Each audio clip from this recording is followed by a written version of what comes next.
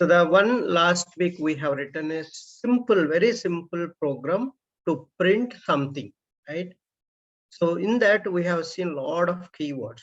Let me show you what are the keywords we have used, and the keywords public. We have seen class keyword. We have seen the static keyword. We have seen main method, void keyword. A lot of new keywords we have seen, right? So how can we know? So understand these keywords, when to use those keywords, and all this we are going to understand today. And what is system, what is dot, what is out, what is println. We should understand that word by word, so that it's easy for you to write the program if you know each and every keyword, the meaning, when you can use. And that's why this class is a very, very special. The basics, because same keywords you are going to see throughout the Java and throughout the automation. So because same keywords you will repeat and come all the topics of Java, all the topics of Selenium automation testing. So that's why this class is very, very special. And how strong you are in these keywords and understanding those keywords, your program will come very nicely. See, this is the package keyword. Then we are understanding what is public, what is class keyword, why you need to use class keyword, then what is static keyword, what is void, what is main, so what is this parenthesis, so what is this string args, so what they will do, what is system, what is dot, what is out variable, what is println, and what is print method. So this all we are going to understand in detail. But what is class structure? So this is a class structure. So class inside, what will be there? What are the members are there? Those members also we need to understand in detail. So when you create a class, what will happen? So in your package, see, this is the packages, right? We created. So in this package, you can see there's a .java file. Every class has a one .java file will generate. For every new class you create, one .java file will create. So this is the one in the initial class I explained how the human readable code will be converted into binary code. So that is a .class file will generate with the same name. So instead of .java, one more file will generate, that is .class file. The .class file contains the binary code of all these English words, right? The human readable words. So that .class files is loaded into JVM for execution. So that's the process I explained, entire process, and how your program will execute in your computer. So I have shown you very clearly that the initial videos will help you to get that overview. Now, for this, we have so we need to understand a program is nothing but just statements, commands like this. This is the print statement. You want to print something, you will use this print statement. And the commands can be anything that should be executable, basically. So suppose, imagine a room in apartment. A room cannot exist on its own, right? It's part of some apartment. Apartment also cannot exist on its own. It's a part of some building again. So if you understand this concept, the same class also here. See, the building is divided into multiple apartments and an apartment divided into rooms, right? The same way, programs in Java consist of classes. Program is nothing but a classes. There might be tens of classes you can write. So a minimal program in one class is basically one method or one member must be there inside the class. So that's what we are seeing here, a main method. So this is the one of the member of this class. This is the class. You can easily identify the class name, right? Class keyword after class name will be there. Then the curly bracket, it is telling, okay, this is the beginning of a class and end of the class. In between this body only, you can write everything. The members will be there. Like in the room only, the members will be there, right? Inside the house. Same way, the class is a kind of house, right? So then you can create, a simple home. One class you can create. Then the file will create home.java. File will create automatically. So whichever the class you create with the same class name, one file will generate. That is .java is the extension. Like we have .txt, .docx, .excel sheets, right? XLS. It's like that. Same way for a Java file extension is .java extension will be there for your Java file. So that's how in your program will start. So your class will start with a public class home class I created. So immediately home.java file will generate under package like this. See under, you can see on the top also class name .java. This is the class name, right? My first Eclipse program .java.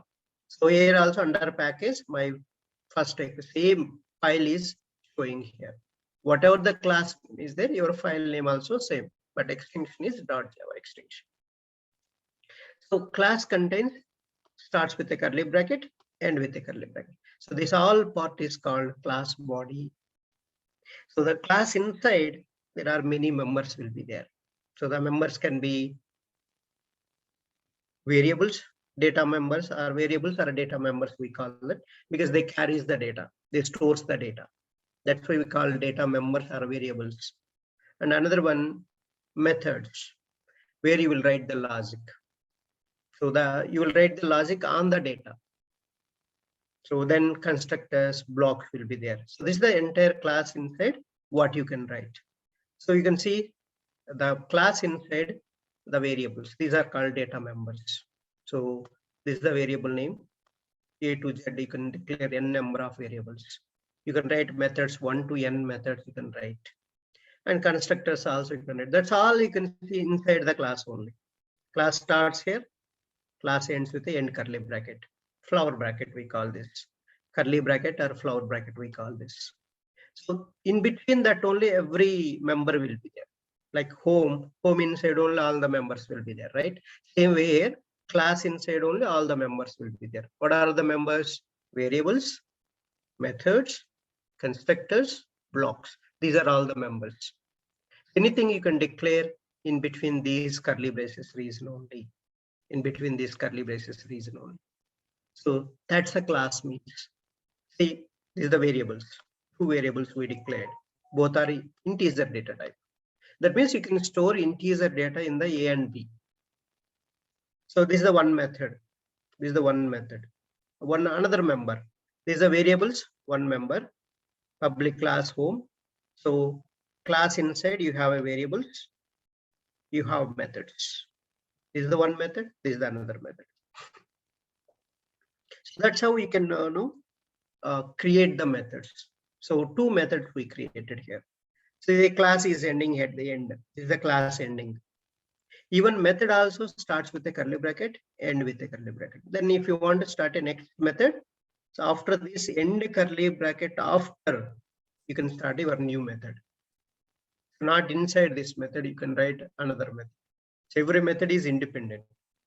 But this main method is special because this is used for execution of any of your statements. Whatever the statements you write here in this main method, so only those statements will execute in the order, same order, whatever the order you placed.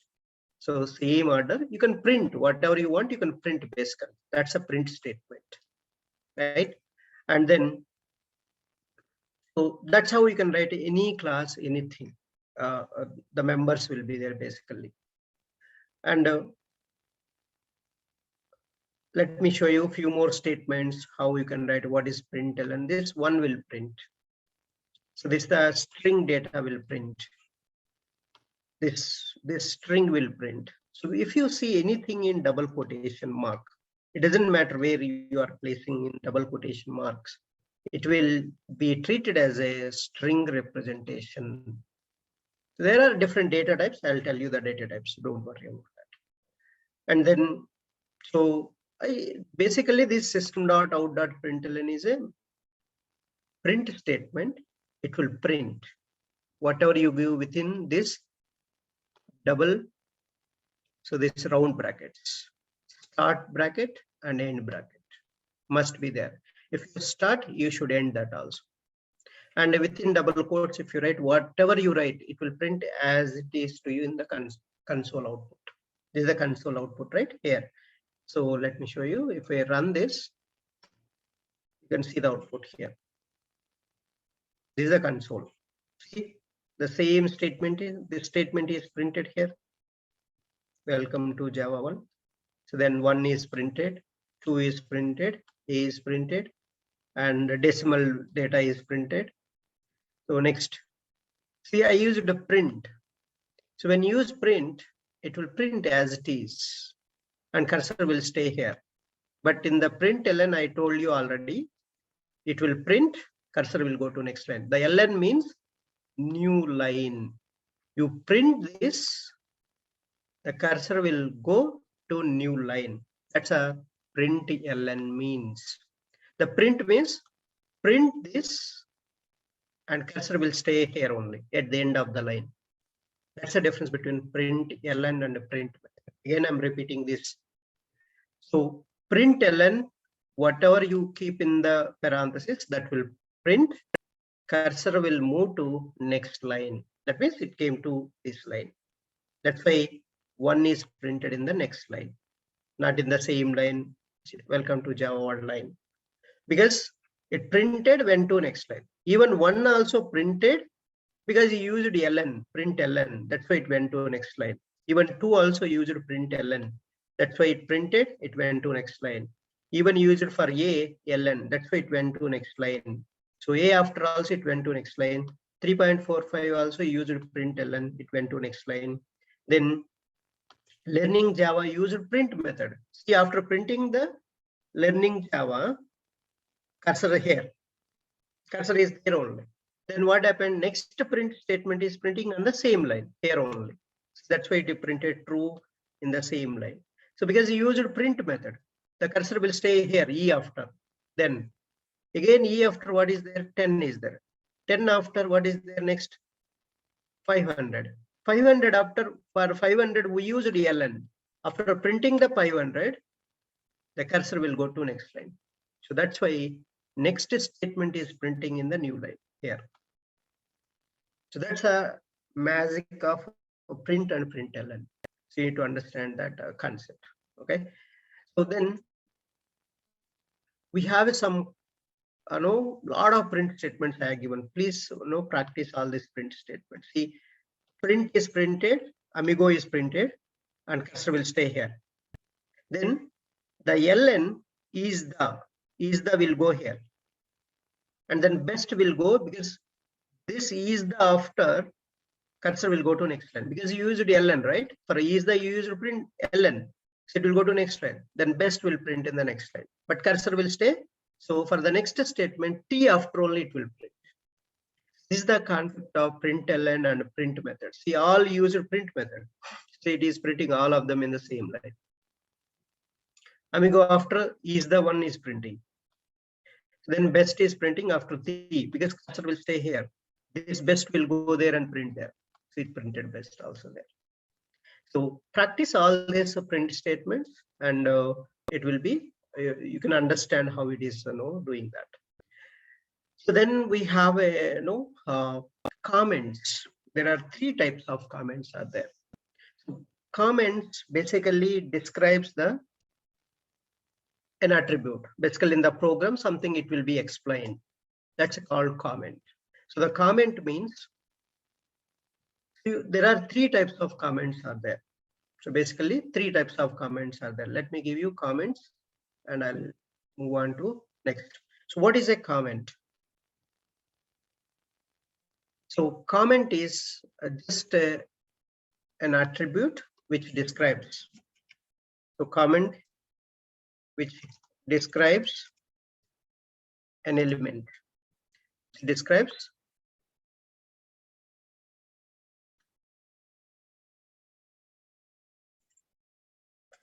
an element. So there are three types of comments are there.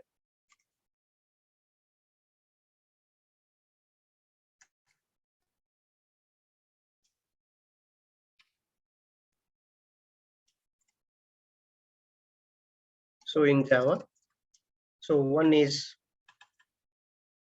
single line comment. So it is represented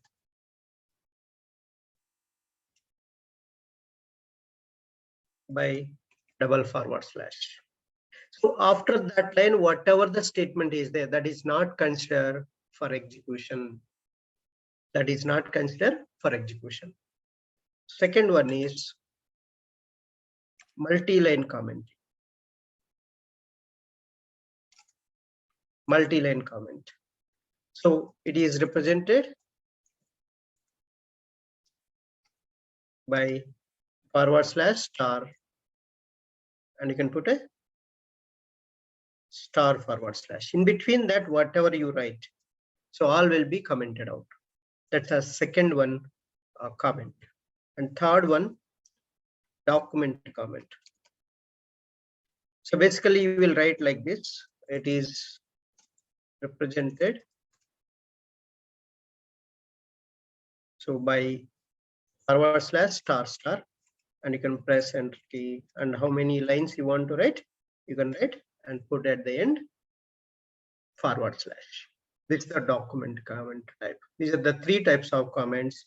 So the first one, let me show you here in our, so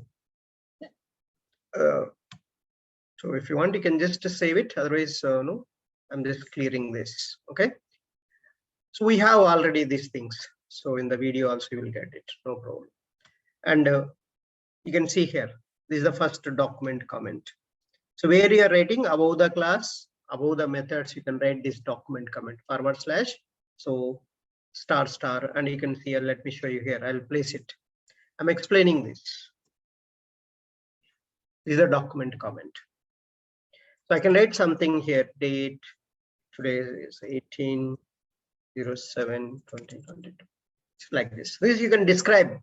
This is just a sample class, something you can write.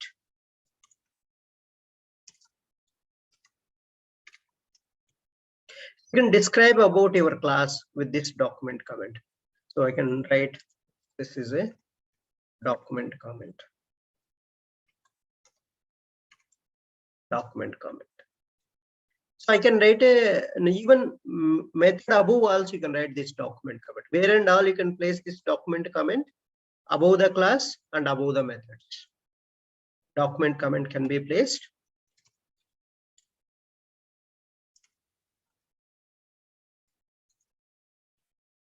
above the method and class to describe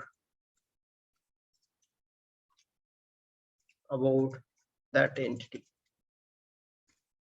That's a document comment. So in single line comment means, for example, I don't want to execute particular line. So before that line, just do this. I don't want to execute. Then this is commented. This line is not considered for execution. It's a single line comment. So what is that? Say single line comment. So just any line before this, put double forward slash, that will be commented and not considered for execution. That is not considered for execution. That's a single line comment means. For example, multiple lines I want to comment out. So let me show you multiple lines.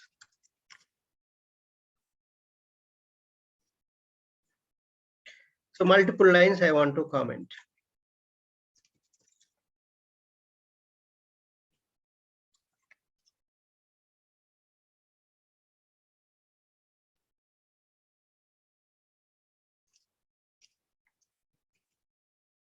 So like this, I'm writing multiple print statement. I don't want to execute these statements. I have written this just so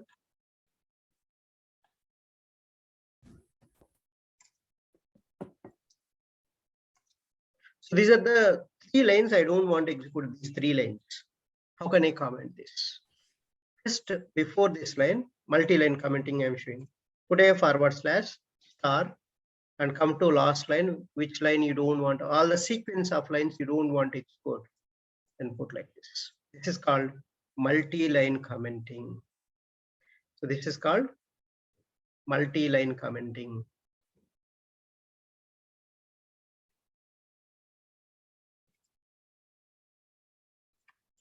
So this basically in the program, you can put this multi-line commenting. See, so forward slash star, and the last line you come star forward slash. So between these, all these lines are not considered for execution. That's a multi-line commenting. These are the three types of comments we are going to use. Any questions on the comments? So document comment. What is the difference between document comment and this multi-line commenting? Document comment is something you can explain about your class, about your method. For example, I want to explain about main method. So I can write a document comment. The parameters are there. The parameters also will come for the method. If you're using a document comment, this is main method document comment. You can write about main method. Main method is used to execute your statements or instructions. So main method is used for execution purpose. Basically, whatever you write in the main method, that will execute. This is a document comment. You're explaining about this method. So here you are explaining about your class, but single line comment is particular line you don't want to execute, or you want to write some comment. So you can write like this, a single line. I don't want to execute this line. That's why I'm putting a single line comment representation. So multiple lines I don't want to execute in the sequence of lines. You can put multi-line commenting. This is called multi-line commenting. So forward slash a star, and then all the lines you can keep star forward slash. So this is how you can place multi-line commenting. Okay, so these are all the comments and how to place and how to write. So this is a multi-line commenting. So I already shown here. Okay. So this method, I'll tell you all this. I don't want to go in deep. So that's a one recording I want to make.